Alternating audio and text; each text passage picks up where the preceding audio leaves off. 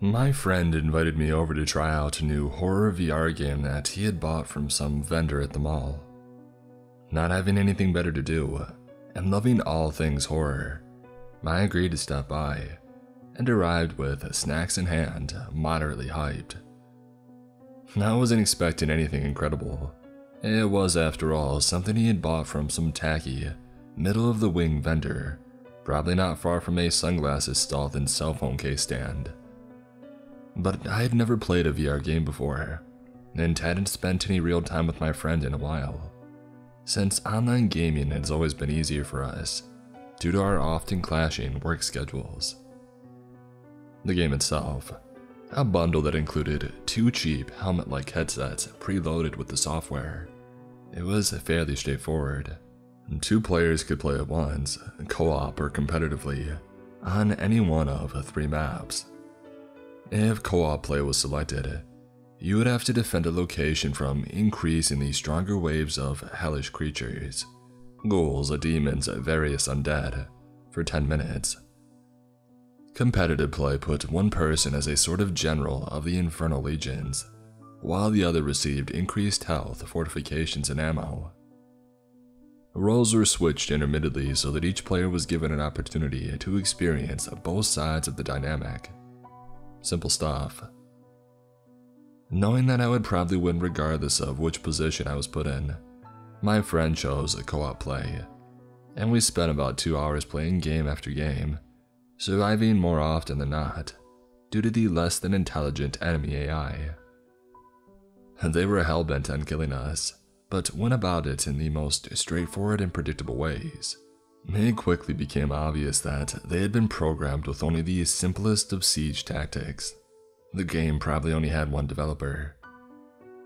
Once, my friend was in the process of opening a broad wooden gate for us two to move on to the next section of the map, when it prompted me to assist him, his character being unable to open the massive structure himself. Since I hadn't yet performed a contextual command, it took me a moment to figure out what to do. While the demonically multifaceted horde closed in on us, I performed a series of actions, none of which were the necessary motions to complete the joint prompt. I'm sure if the undead and hellspawn had had the capacity for thought, they would have found my momentary incompetence hilarious. Overall, it was a simple game, rudimentary in both game design and combat, but we nonetheless had a fun time. Agreed that, despite its shortcomings, it was well worth the $50 my friend had spent. When we went to end the night and log out, it asked if we would like to save our data and upload it to the game's online servers, so that we could download it on any subsequent releases, assuring us that we would receive bonuses for having played what we then learned was only a beta release. We agreed and my friend followed the instructions, which involved an interactive minigame of sorts while I went to the bathroom. Returning, I found him still engaged in the activity, and after waiting a moment, I asked him what was taking so long. A few more moments of silence passed, and then he finally removed the helmet, blinking as if he had just woken up. I asked if he was alright and he nodded, then delicately placed his headset onto his entertainment stand, and I went over, grabbed mine, and did the same. Still blinking, he mumbled out that his eyes were just fried from having spent hours staring into the headset, and I realized then that I felt the same, even though I hadn't really felt compelled to blink them back into operation, or relieve any ocular stresses or anything like that. Ready to leave and sensing a tiredness beyond eye exhaustion in him, I thanked him for the good time and headed out the door. He belatedly, almost absent-mindedly waved to me, and continued to stand in his living room where we had been playing. I shut the door behind me, and after getting into my car, texted him to get some rest. He didn't respond until I had made it halfway home, and this was only a thumbs up. I sent one back, and put the weird vibe that I had gotten out of my mind, thinking that perhaps he hadn't actually had much fun in the game, and was merely coming to regret the purchase. The next day, I texted him again, both to see how he was doing and to ask if he would mind coming over and helping me put together a rather large bookcase that was going to go along nearly the entire length of a wall in my bedroom. He's a big guy and pretty handy with tools. He responded faster this time, saying that he could do it in the afternoon. I texted him at around 10 a.m., and I responded with the appropriate gratitude. He arrived a few minutes after noon, and after a brief overview of the plan, we went to work.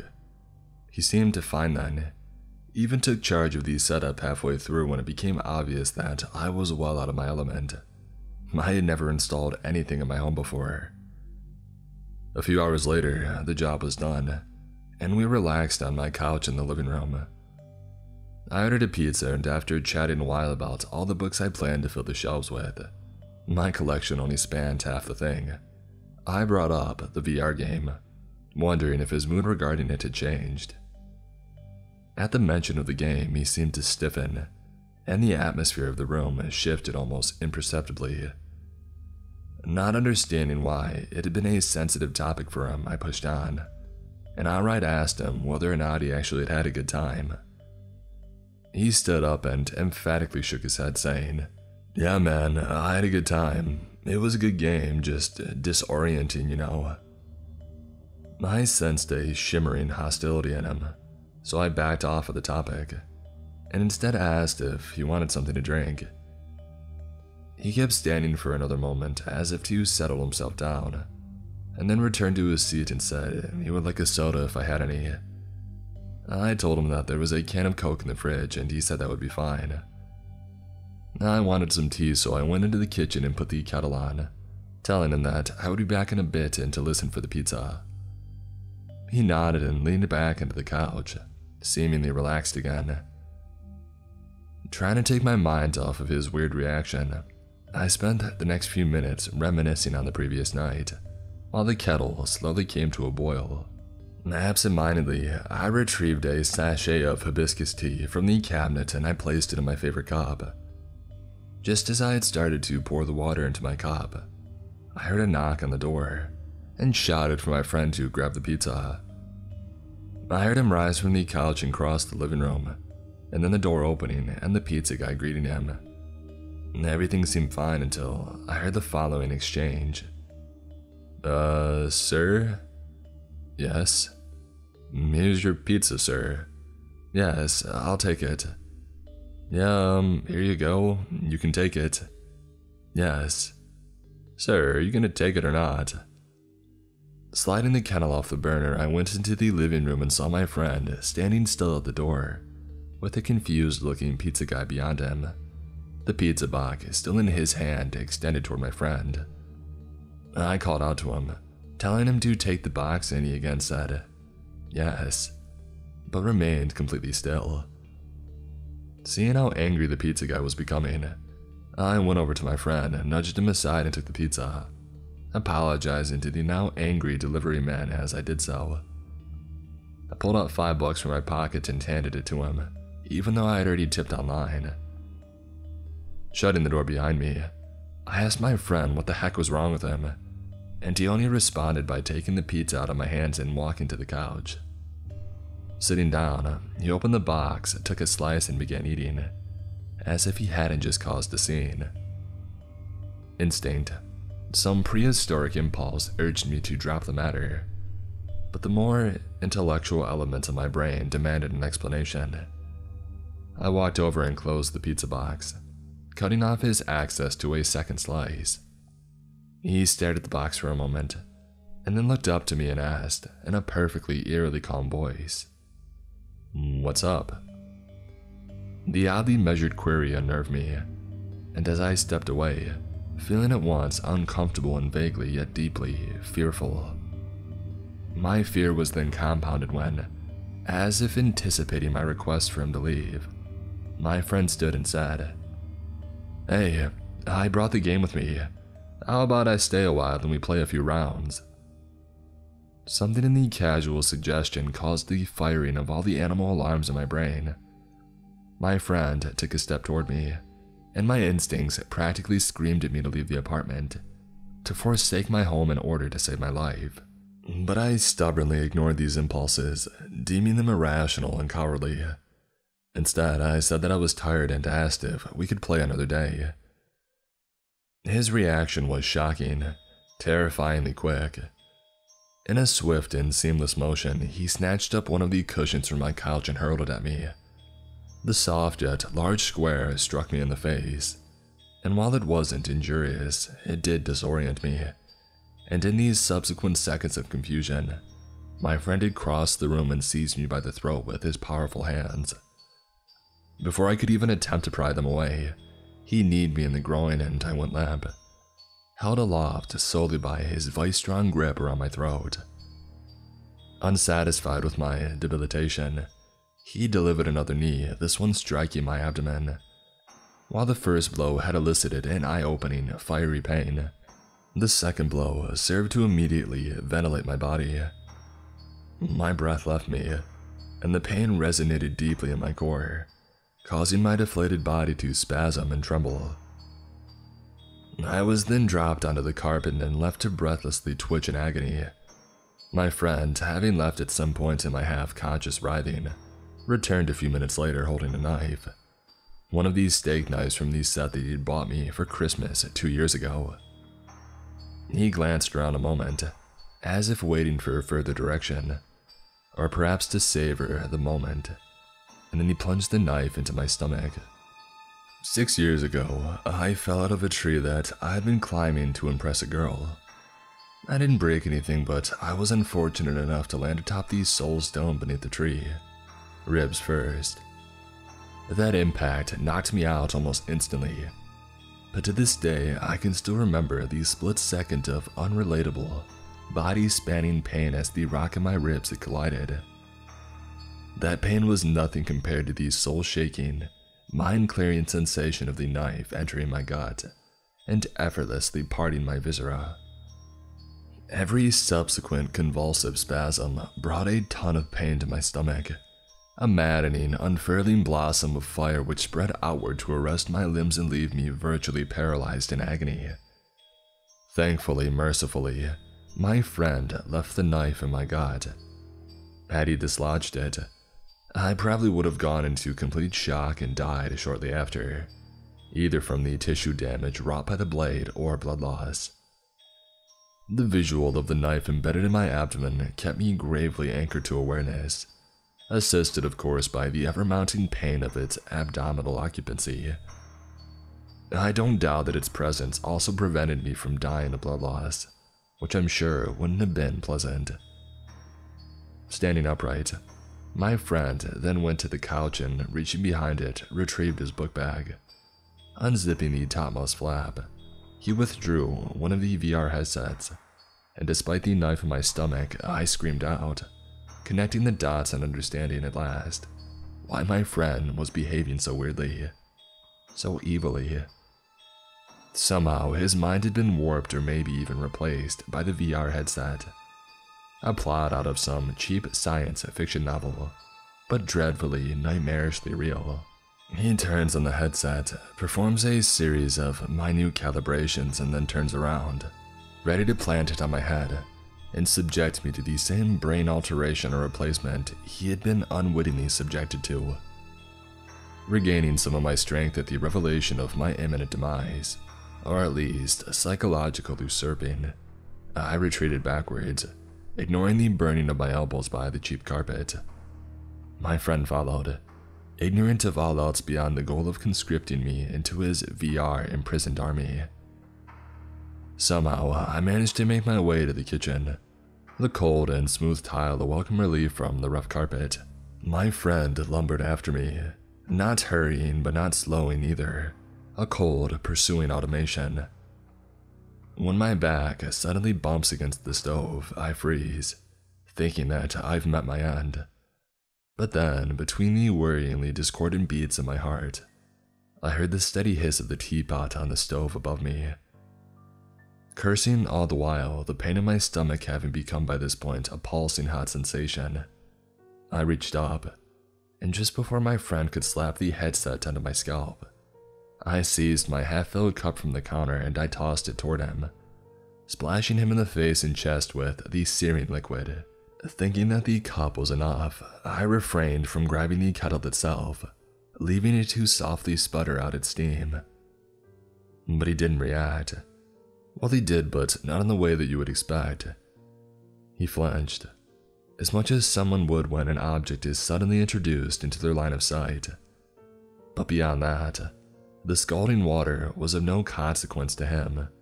Even as his flesh reddened and rippled from the heat, he continued his endeavor to affix the headset to my scalp. I was initially appalled at my own action and then terrified by his lack of reaction to it. I fell over and the headset slapped uselessly against the stove. I landed on my side, jostling the knife and eliciting a new magnitude of bodily pain. Before I could get up to run or straightly face my end, I felt something shift in my pocket, and after jamming my hand into it, I found my phone. Had I not been inches away from my robotically mannered friend, I might have called the police. Instead, I did what I felt was the most sensible thing, given the dire circumstances. It took me maybe 2 seconds to open my router's companion app and force it to reset. Just as I saw the icon for the device go offline, I felt the pressure of the bulky headset to my scalp, the visor slide over my face, and my vision go black. I was met with the game's main menu, albeit presented differently from when I had first experienced it. The backdrop, league upon league of ravenous, intermingled demonian and undead forms, was now grayed. The once glistening crimson flesh of the assembled horrors now only an inky, undulating smear of black. The game's title flashed, and beneath it was a notification that read, "Cannot connect to server. Please check internet connection." 2 yellow triangular warning signs punctuated the message on each side. After a few moments of this, I realized with immense relief that my half-cocked plan had worked. I had stopped my digitally possessed friend from downloading something into my brain. Ignorant to what I had done, my friend's computer-controlled body stood over me, presumably awaiting the mental emergence of another of its kind. Figuring that my would-be possessor probably wouldn't care about the knife in my stomach, I tried to rise nonchalantly, but only managed to raise myself a few inches before flopping back to the ground. It took all of my effort not to cry out, although I did let loose a soft exhalation. Unsuspecting of my self-saving subterfuge, my friend bent down and gripped me by my shoulders with no regard for my agony, and hoisted me onto my feet. Although the visor was on my face, I could still see his presence beyond me, loitering only inches away. Assuming he had regarded my inability to rise as some sort of structural issue with my body, I took a moment to settle my nerves, steeling them against my excruciating impalement. But the pain was beyond control, and against my will I teetered backwards, colliding with the stove. My elbow bumped against something hot, and a memory flashed into my mind. The tea kettle that I had left alone to simmer. Not bothering to remove the headset, knowing that in doing so I would completely blow my cover, I reached behind me, miraculously found the kettle's handle, and swung it before me with what was left of my waning strength. Hot droplets of water seared my exposed chin, arms, and neck, but these minor burns were nothing compared to the dousing that my friend received. I heard the wet splash as near boiling water splattered his face. Fearing the attack would be received with the same indifference as before, I swung the kettle again, this time meaning to make physical contact with the object itself. But my friend must have stepped back, because the steel container soared uselessly through the air. I was brought forward by the momentum of the swing, and the motion brought a deeper quake of pain to my stomach. I doubled over and would have fallen out of my face if I hadn't thrown out my hands at the last moment. My palms landed in a puddle of hot water, but the resultant pain was nothing compared to that which arose in my punctured gut from the exertion. I rolled over onto my side, lessening the pain by a barely perceptible degree, and weakly removed the headset from my scalp. My friend stood a few feet away, drenched with hot water, but looking as if he had only been caught in a light rain. Despite the steam emanating from his face and shoulders, he looked fine, unharmed and unfazed. His eyes were locked onto me, and I could tell in those 2 green circles that he meant to kill me. Then, that I was about to die in some horrific way at the hands of someone that I had known, trusted, and loved for years. But then, as if suddenly received new instructions or ideas from some unseen supervisor, my friend turned around and exited the kitchen. A second later, I heard the front door open and close. For some reason, he had left me, beaten and with a knife in my stomach, but alive. I called the police and was taken to the hospital, where I had a successfully life-saving surgery. I spent nearly a week there before being discharged. I told the police most of the truth that my friend had, in a moment of seemingly random psychosis, attacked me. I didn't mention the VR headset, or his apparent intention of having my consciousness supplanted by some digital demon. I did visit the mall and look for the vendor from which he had bought the headset, but I found nothing. None of the other vendors or the mall staff were able to give me any worthwhile information, although they did recall the vendor's ephemeral existence at least. It's an unsatisfying ending to a terrible event, but I'm just glad to be alive. I don't know where my friend is or why at the very last moment I was spared of his fury, but I hope, despite what's happened, that he's alright.